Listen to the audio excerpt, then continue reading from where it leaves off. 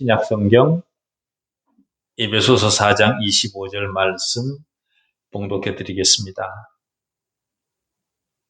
그런즉 거짓을 버리고 각각 그 이웃과 더불어 참된 것을 말하라. 이는 우리가 서로 지체가 됨이라. 아멘. 하나님 아버지, 다시 말씀 앞에 세워주셔서 참으로 감사합니다. 난도질당한 말씀이 난도질당하기 이전의 말씀으로 회복되는 시간 되게 해주십시오. 교회의 진리를 강화함으로 우리 안에 스며든 오류를 제거하는 말씀 되게 해주십시오. 하나님과 그리스도의 본성에 대해 교회가 처음부터 알고 있던 그 지식으로 돌아가게 하사 새로운 가르침으로부터 교회를 지키는 말씀 되게 해주십시오. 그로 말미암아 교회를 교회되게 하는 말씀 되게 하여 주옵소서.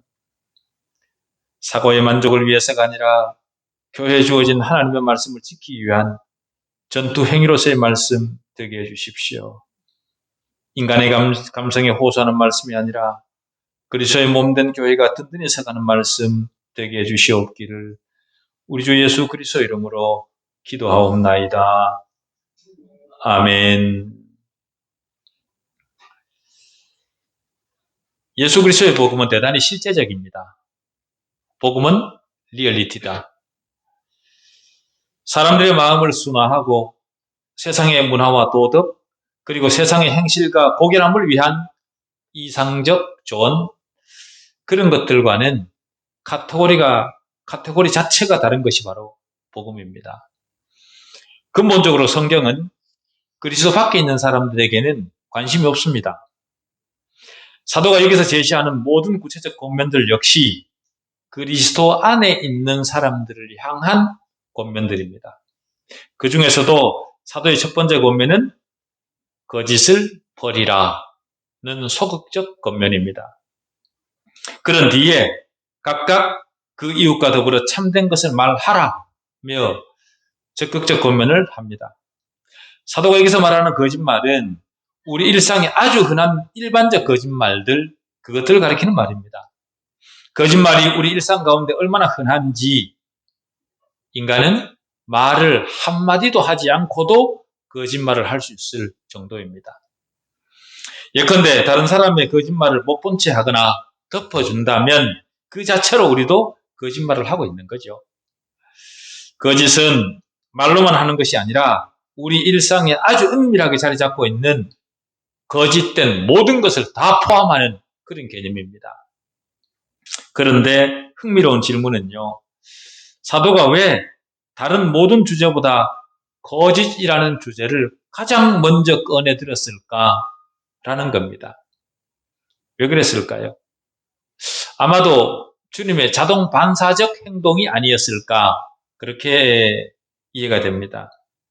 바로 앞에서 사도는 하나님을 따라 의와 진리의 거룩함으로 지으심을 받은 새 사람을 입어라 이렇게 고민을 했습니다.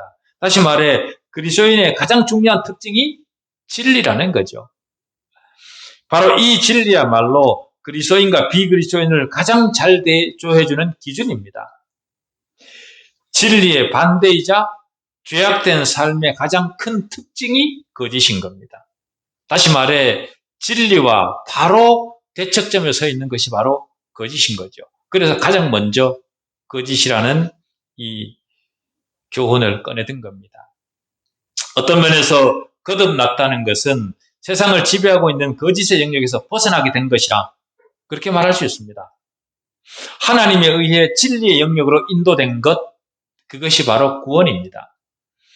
우리는 진리의 영역에 이른 자들이고 도착한 자들이죠. 그렇다면 그 진리가 우리 삶을 지배하도록 진리에게 우리 전부를 내어주어야 합니다.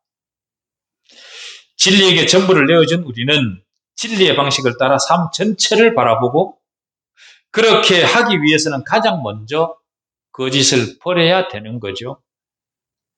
거짓은 진리를 가진 우리와 공존할 수 없는 개념입니다. 하나님의 성품이라는 차원에서도 진리는 가장 핵심되는 부분이기 때문에 거짓과 공존할 수 없습니다. 사도는 디도에게 보내는 편지 초두에 거짓이 없으신 하나님을 언급합니다. 하나님은 빛들의 아버지로서 어둠이 조금도 없으시고 회전하는 그림자도 없으신 분이십니다. 만약 거짓이 하나님께 조금이라도 있다면 그것은 하나님의 존재와 본성 자체의 모순입니다.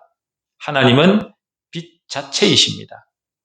그렇기 때문에 하나님은 죄로 시험받지도 죄로 시험하시지도 않습니다. 그리스도인이 된다는 것은 우리가 하나님의 그러한 교제 안에 들어가게 되었다는 것을 의미하는 거죠. 거짓을 버려야 된다라고 말할 때 사도가 의도하는 것은 도덕적인 사람이나 인문주의자들과 같은 그런 방식을 원하는 것이 아닙니다. 또한 아주 큰 어떤 것에 대한 거짓이나 그로 인해 큰 손해를 입히는 그런 어떤 것만을 의미하는 것도 아닙니다. 우리는 하나님을 아는 자들이고 하나님과 교제를 누리는 사람들입니다. 사도 요한은 하나님을 안다 하고도 하나님의 계명을 지키지 않으면 거짓말하는 자라 그렇게 말했습니다.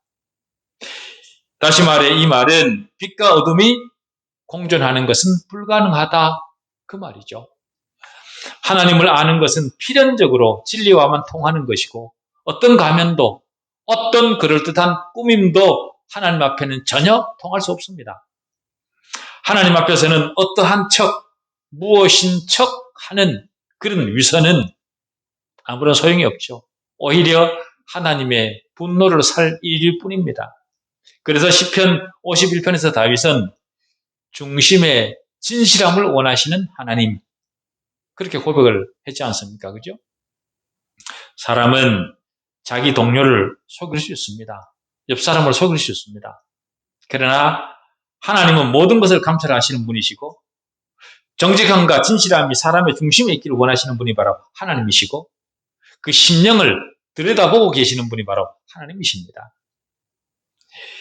그래서 사도는 거짓을 버리고 각각 그 이웃과 더불어 참된 것을 말하라. 그렇게 말하는 거죠. 마귀는 거짓말쟁이요. 거짓말하는 것이 마귀의 본질이며 마귀의 진수라고 성경은 말합니다. 그러니까 거짓말은 마귀의 지배 아래에서 마귀에게 조종당하고 있는 것이고 그래서 요한복음 8장 44절에서 주님은 너희는 너희 아비 마귀에게서 났으니 너희 아비의 욕심대로 너희도 행하고자 하느니라. 그는 처음부터 살인한 자요. 진리가 그 속에 없으므로 진리에 서지 못하고 거짓을 말할 때마다 제 것으로 말하나니 이는 그가 거짓말쟁이요 거짓의 아비가 되었음이라 그렇게 말을 합니다. 이것이 거짓 문제에 대한 신약 성경의 입장인 거죠. 요한복음 8장 44절이. 거짓이 하나님 앞에 얼마나 무서운 것인지를 극명하게 보여주는 장면이 사도행전 5장 아나니아와 삽비라 사건에서 우리는 여실히 볼 수 있습니다. 초대교회 그리스도인들은 자기들의 소유와 물건들을 팔아서 공동으로 사용하기로 합의하고 그 일을 자발적으로 했습니다. 그들 중에 아나니아와 삽비라라는 부부도 있었던 거죠. 그들이 자신들의 소유를 팔아서 얼마는 뒤로 감추고 자기들이 가지고 나온 그것이 마치 전부인 것처럼 그렇게 사도들 앞에 와서 하는 말이 약속한 대로 우리 소유물 판 것 전부를 가져왔습니다. 라고 사도들 앞에 내어놓습니다. 그러자 주님이 베드로의 마음을 감동하셔서 베드로로 하여금 이런 말을 하게 합니다. 아나니아야 어찌하여 사탄이 네 마음에 가득하여 네가 성령을 속이고 땅값 얼마를 감추었느냐 이렇게 묻도록 하십니다. 그것은 단순히 거짓말만의 문제가 아니었던 거죠. 사탄이 네 마음에 가득하여 네가 성령을 속이고 라고 한 것처럼 하나님을 속이는 문제였습니다. 그런 차원에서 그리스도인의 거짓말은 하나님을 속이는 겁니다. 하나님을 속이는 것이 얼마나 무서운 것인가를 보여주기라도 하듯 그는 그 자리에서 즉사합니다. 하나님이 그렇게 하신 이유는 하나님을 속이는 것이 얼마나 큰 문제인가를 우리로 알게 하시는 거죠. 그리스도인의 입장에서 볼 때 거짓을 말하는 것은 마귀와 친밀한 관계에 있다는 것을 나타내는 겁니다. 거짓말, 특히 습관적 거짓말을 하는 것은 그가 마귀에게 잡혀 있다는 것을 단적으로 보여주는 겁니다. 마귀는 존재 자체가 거짓말입니다. 거짓의 아비이고 그 안에는 진리가 전혀 없다. 그렇게 말합니다. 그래서 사도는 에베소 사람들과 오늘 우리에게 새 사람이 된 사람들아, 너희 안에는 있는 새 사람을 입어라. 너희 안에 감춰두지 말고 그것을 끄집어내어서 입어라. 거짓을 그만두고 각각 이웃과 더불어 참된 것을 말해라. 그렇지 않으면 너희는 아직도 마귀의 손 아래에 있는 것이다. 우리가 그렇게 말하고 있습니다. 사도가. 그리스도인은 마귀의 지배를 벗어난 사람들입니다. 그래서 요한은 또 아는 것은 우리는 하나님께 속하고 온 세상은 악한 자에게 처한 것이라 그렇게 구분해서 말을 했던 거죠. 거짓이 그리스도인에게 심각한 이유는 거짓은 믿음의 기초 자체가 잘못되었다는 것을 말해주기 때문이고 더 심각한 것은 하나님을 속이는 것이기 때문에 심각한 겁니다. 세상은 그저 외모에만 관심이 있습니다만 하나님은 그 중심을 살피시는 분입니다. 그렇기 때문에 그리스도인의 거짓말은 세상 사람들의 거짓말과는 차원이 다른 문제입니다. 세상 사람들은 그저 사람을 속이는 문제이지만 그리스도인의 거짓말은 하나님을 속이는 문제입니다. 차원이 다르죠. 사람이 지은 첫 번째 죄가 바로 아담의 거짓말이고 그 죄 때문에 세상이 이렇게 된 겁니다. 그것을 사도는 고린도후서 11장 3절에서 뱀이 그 간괴로 하와를 미혹한 것 같이 라고 말을 했습니다. 여기서 우리는 근본적인 것, 기본이 되는 진리를 생각하지 않을 수 없습니다. 인간의 첫 번째 죄의 시작은 마귀가 하와에게 속삭인 거짓말이었습니다. 그 거짓말은 하나님의 성품과 존재에 대한 거짓말이었죠. 하나님은 사람에게 선한 척, 사랑하는 척, 너희의 유익을 생각하고 있는 척 하고 있을 뿐이야. 마귀가 하와에게 그렇게 속삭였던 겁니다. 사실은 하나님이 너희를 대적하고 있고 너희를 계속해서 부려먹고 있는 것이다. 너희에게 먹지 말라 명한 그 나무의 실과를 먹는 날에는 너희가 하나님같이 될 줄을 알기 때문에 그것을 먹지 못하도록 할 뿐이야. 너희는 그것을 따먹으면 너희 권리가 하나님과 같은 수준이 돼. 그러니 빨리 따먹어. 그렇게 속삭였던 거죠. 이 속삭임에 속은 것이 인류가 가진 모든 고통의 원인입니다. 죄된 삶의 가장 일반적 특징, 그것은 거짓입니다. 우리 모두는 죄를 짓죠. 교회를 다니면서도 죄를 짓습니다. 다만 내가 짓는 죄가 밖으로 드러나 보이지 않기만 바랄 뿐이죠. 드러나지 않는 동안은 아무도 모르기 때문에 우리는 거짓말을 계속하고 그 거짓말을 감추기 위해 또 다른 거짓말을 합니다. 그러는 사이 죄는 그 덩어리를 계속 키우게 되고 드디어는 그 사람 삶 전체가 거짓이 되고 마는 그런 꼴이 됩니다. 세상이 영위되는 모습을 자세히 살펴보면 사실은 그렇지 않으면서 그런 척하고 가장하고 꾸미고 가면으로 포장을 하는 그런 것을 우리는 굉장히 많이 봅니다. 일상이 되었습니다. 바로 그것이 죄악된 삶의 가장 큰 특징이죠. 그렇게 함으로써 가장 단순할 수 있는 삶을 복잡하게 만들고 꼬이게 만듭니다.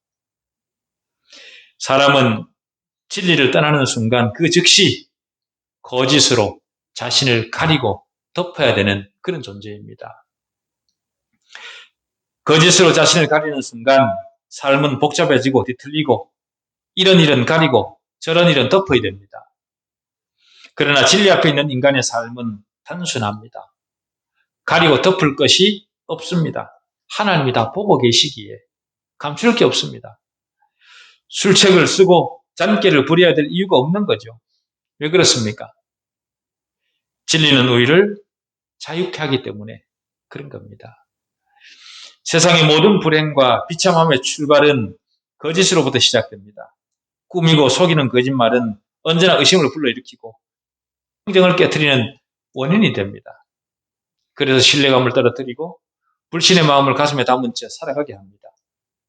그러나 거짓을 버리고 진리 앞에 바르게 서면 마음의 짐이 가벼워지죠. 여러분, 죄의 진정한 본질이 무엇입니까? 모든 죄 뒤에 숨어 있는 것이 무엇입니까? 죄의 원인이 무엇입니까? 그것은 바로 거짓입니다. 거짓이 모든 죄의 원인입니다. 거짓이 죄의 궁극적 원인입니다. 그런 거짓을 도모하는 이유는 거짓을 통해 자기중심적 이기심을 확장하기 위해 거짓말을 하기 시작하는 거죠. 사람과 동물을 구별하는 많은 특성들이 있지만 그중 하나는 말을 하는 것입니다. 동물은 자신의 행동을 통해 본성을 드러내지만 사람은 말을 통해 모든 것을 드러냅니다. 사람이 말을 하는 기능을 가졌다는 것은 너무도 큰 영광이죠. 어떤 사람이 어떤 성향을 가졌는지 아는 방법으로 말을 하는 것보다 더 나은 것이 없습니다. 눈을 감고 있으면서도 그 사람의 말소리만 들어도 그 사람이 어떤 사람인지를 알 수 있을 정도로 말은 아주 특별한 능력이 있는 겁니다. 그런 말을 통해 자기 존중과 자기 중심적 사고를 드러내고 자기를 다른 사람보다 더 크게 생각하도록 하고 사람들의 칭찬을 유도하고 이런 모든 것들이 말을 통해 이루어지는데 그렇게 되도록 하기 위해 자신을 부풀리는 거짓말을 하기 시작합니다. 한마디로 어떤 중요하고 주목받는 사람이 되기를 위해 거짓말을 하는 거죠. 사실들을 조작하는 겁니다. 그것이 거짓말의 생리. 그러나 그 부풀린 것들은 반드시 벗겨지도록 되어 있습니다. 우리가 삶의 경험으로도 잘 아는 사실입니다. 그죠? 과장과 허풍을 통해 자신을 드러내지만 그러나 그것은 결코 오래가지 못합니다. 심지어 사람은 아무것도 말하지 않는 것을 통해서도 거짓말을 드러낼 수 있습니다. 입을 다무는 방식을 통해 진실을 가리는 거죠. 왜 그런 과장과 허풍과 숨기는 행동을 하는 걸까요? 그 이유를 추적해 올라가 보면 결국 그것은 자신을 더 낮게 보이게 하고 싶은 그런 욕망 때문에 그렇게 하는 겁니다. 자기를 더 중요한 사람으로 만들고 싶은 욕망 때문이고 삶의 목표가 다른 사람으로부터 받는 좋은 평판인 것처럼 그런 마음으로 살아가기 때문에 자신을 부풀리는 겁니다. 그러나 그렇게 시작된 거칠애와 부풀림과 허풍이 거짓을 만들고 그렇게 시작된 거짓말이 죄를 불러오는 주된 통로가 됩니다. 그런데 참 특이한 것은요. 도둑이 도둑을 좋아할까요? 싫어할까요? 도둑도 도둑을 싫어합니다. 그런 것처럼 자신은 과장과 허풍을 습관처럼 하는 사람이면서 그런 사람을 만나면 저 사람은 믿을 수 없는 사람이라고 비난합니다. 그죠? 타락하고 죄로 인해 비열해진 인간성 전체는 그가 아무리 자신을 갈고 닦아서 광택을 낸다고 하더라도 소망이 없는 그런 존재에 불과합니다. 인간 중에 가장 정멸할 대상이 거짓말쟁이다 라는 말에 우리는 다 동감하실 겁니다. 그러나 생각해보면 우리 자신이 바로 그런 사람이죠. 우리 자신이 바로 거짓말쟁이입니다. 그런 우리가 어떻게 우리 스스로를 구원할 수 있겠습니까? 거짓말쟁이인 자체가 인간이면서 내가 내 스스로를 어떻게 구원할 수 있겠다고 구도를 한다, 수행을 한다, 공덕을 쌓는다 그런 말을 할 수 있겠습니까? 거짓말은 모든 죄 가운데서 가장 보편적이고 일반적인 것입니다. 이 사람은 이런 죄를 짓고 저 사람은 저런 죄를 짓습니다. 그 모든 죄를 우리는 다 미워하고 경멸하지만 돌아서서 생각을 해보면 우리가 바로 그런 죄들을 짓고 있습니다. 이것이 바로 죄의 본질이죠. 왜 그런가 하면 죄는 외면상의 행동보다 인간의 본질 자체를 삼키고 있는 것이기 때문에 우리는 너무도 자연스럽게 죄를 먹고 마십니다. 우리는 죄로 인식하지도 못할 만큼 죄의 교활함에 속고 있습니다. 그런 차원에서 생각해 볼 때 죄는 삶의 외면이나 행동에 속한 것이 아닙니다. 거짓말 혹은 죄는 인간 존재의 가장 깊은 곳에서 나오는 그런 거죠. 왜 그렇습니까? 타락이 인간을 완전히 부패하도록 만들었기 때문에 그런 겁니다. 인간의 본성에 가장 큰 영향력을 행사하는 것이 바로 죄입니다. 인간 본성이 아무리 정련된다 하여도, 아무리 수행과 구도를 한다 하더라도 죄가 인간 본성을 장악한 그 문제로부터 인간은 벗어날 수 없습니다. 그런 존재가 인간이기 때문에 인간이 그 어떤 수단과 방법을 동원한다고 하더라도 스스로를 구원할 방법은 없습니다.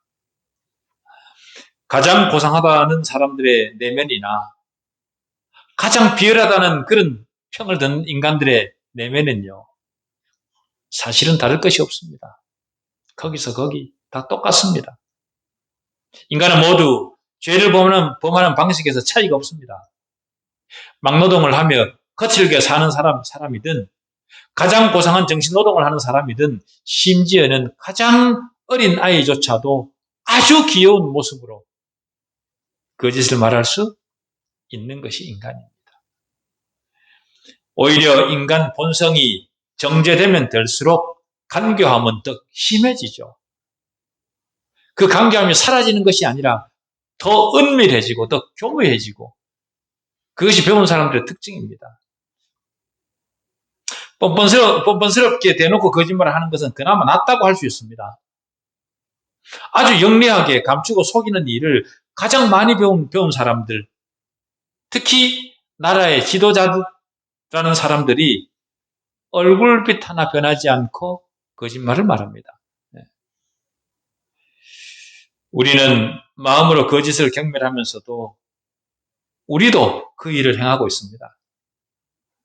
거짓말만큼 교회 교리를 대적하고 교묘히 속이는 것도 없을 것입니다. 4장 앞부분에서 우리가 살폈듯이 교회는 한 분 주님, 한 믿음, 한 세례, 한 성령, 한 몸, 그렇게 구성된 조직입니다. 교회는 마치 모든 지체들이 머리에 연합되어 서로 간에 꼭 맞게 결합되어 있는 몸과 같은 그런 존재들이죠. 같은 피를 공급받는 한 몸입니다. 그런데 이 진리를 파괴하는 것이 어디 있습니까? 그것이 바로 거짓말에 있다. 사도는 그렇게 말합니다.